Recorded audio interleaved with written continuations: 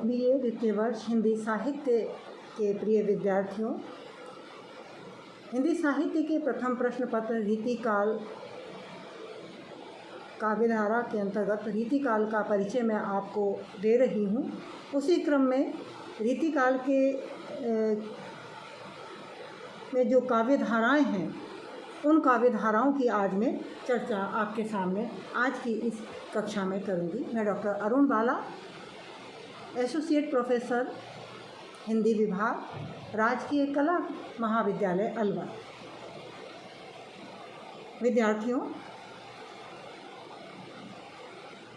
जैसा कि मैं आपको रीति का प्रारंभिक परिचय दे चुकी हूँ, अब रीति की काव्य धाराओं की यहाँ चर्चा की जाएगी।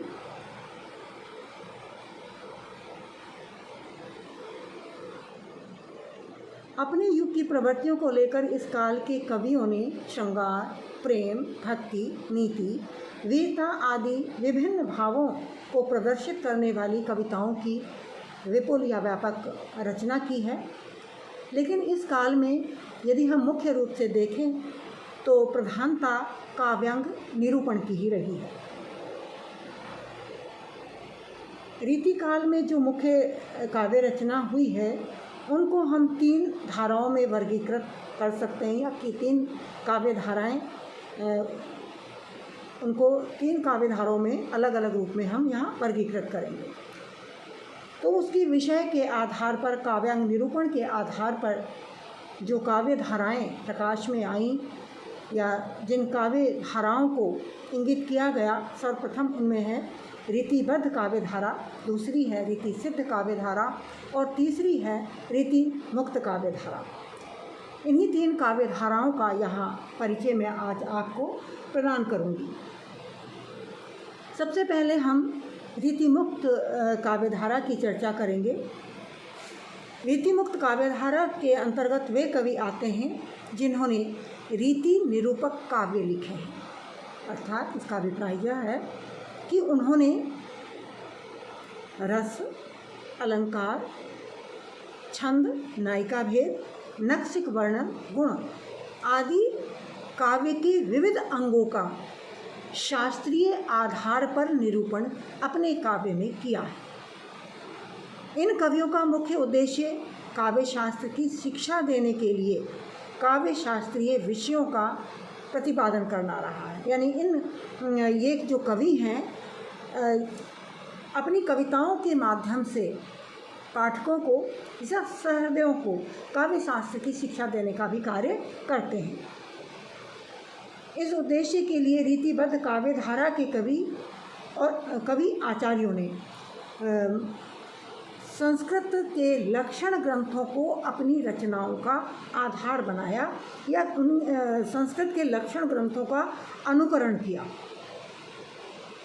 कुछ ने आचार्य मम्मट के काव्य शास्त्र का अनुचरण किया, तो कुछ ने रसवादी रीति ग्रंथ लिखे और कुछ ने भामह एवं दंडी आदि के संस्कृत ग्रंथों का अनुकरण करके अलंकारवादी लक्षण ग्रंथों का निर्माण किया है। इस परंपरा में जो हिंदी के रचनाकार हैं उन्होंने आचार्य के रूप में काव्य के लक्षणों का प्रस्तुत किया है। तो और साथ में उदाहरण के रूप में मुक्त काव्य की रचना की है।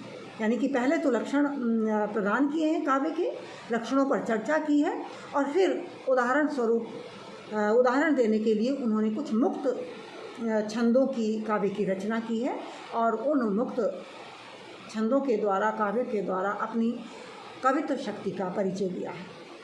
तो इस प्रकार संस्कृत के लक्षण ग्रंथों का अनुकरण करने के कारण, संस्कृत के आचार्यों के ग्रंथों की परंपरा का निर्वहन करने के कारण, उस परंपरा पर चलने के कारण ये कवि रीतिबद्ध काव्य धारा के कवि कहलाए।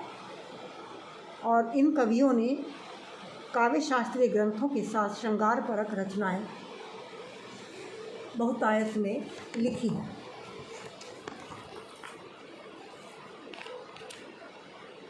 हिंदी में इन कवियों में इस धारा के जो प्रमुख उल्लेखनीय कवि हैं उनमें देव, सेनापति, मतीराम, पद्माकर आदि हैं ही, और केशव का नाम इनमें सबसे ऊपर लिया जाता है।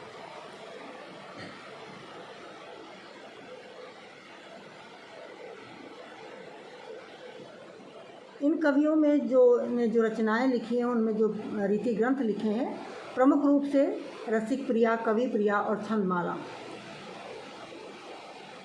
इनमें ये जो केशव के ग्रंथ हैं इनमें केशव ने रस, छंद, अलंकार, गुण दोष, नायिका भेद आदि का विस्तृत विवेचन किया है।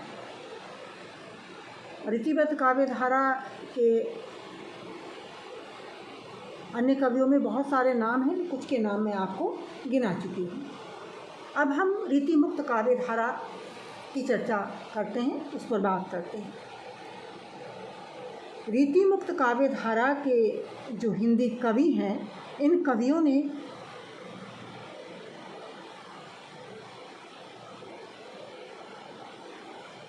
प्राय सभी प्रकार के रीति बंधनों से मुक्त होकर के काव्य रचना की। वस्तुतः इस धारा के रीतिकालीन कवि स्वच्छंदतावादी थे। उन्होंने अपने काव्य में नायिका भेद, अभिसार, सपत्नियों की ईर्ष्या, कलह, रस विवेचन, गुण दोष निरूपण आदि का वर्णन नहीं किया।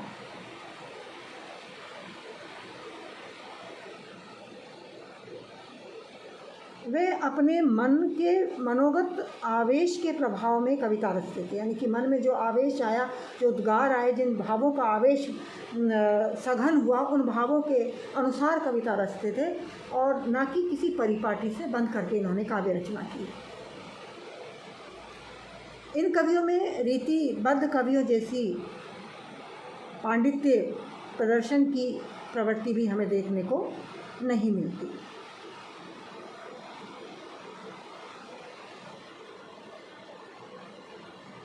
इसमें घनानंद का नाम प्रमुख रूप से लिया जा सकता है। अब तीसरे प्रकार के रीति सिद्ध काव्य धारा के कवि हैं। ये पूरी तरह से रीति मुक्त होने का भी इनके काव्य में दर्शन नहीं होते। परंपरा का निर्वहन तो किया है, लेकिन सहज स्वाभाविक रूप से जो चीज़ें इनके काव्य में परंपरा से आती गई उनको ग्रहण किया। मुख्य रूप से इन कवियों में कला के साथ भावों का भी बहुत अधिक इसमें पक्ष जो है प्रबल रहा है। इसके अंतर्गत केवल कवि बिहारी आते हैं। उनके काव्य में रीतियाँ सामयिक प्रभाव के कारण स्वतः ही आकर के अपने सिद्ध हो गई हैं। समय का प्रभाव था, क्योंकि रीतिकाल का जो काव्य रचा गया है उसमें नायिका भेद और सपत्नियों की ईर्ष्या, कलह और गुण दोष विवेचन आदि बहुत सारी चीज़ें इस काल के कवियों में समय के अनुसार आती गई हैं। तो बिहारी में ये चीज़ें थी, लेकिन स्वतः आकर के सिद्ध हो गई हैं। इन्होंने प्रयासपूर्वक, बलपूर्वक उन चीज़ों को अपने काव्य में ठूंसने का प्रयास नहीं किया है। आचार्य विश्वनाथ प्रसाद मिश्र की ये मान्यता है कि इस युग की प्रवृत्ति है श्रृंगार। रीतिबद्ध, रीति मुक्त और रीति सिद्ध सभी काव्य धाराओं में के कवियों ने अपनी कविता में श्रृंगार को ही प्रधानता प्रदान की है।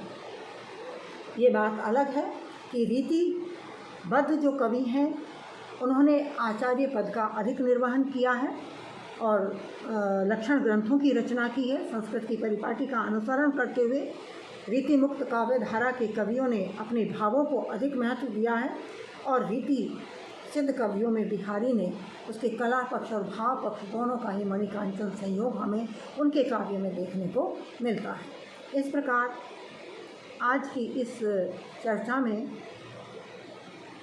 रीति काल की तीनों काव्य धाराओं का परिचय मैंने आपको प्रदान कर दिया है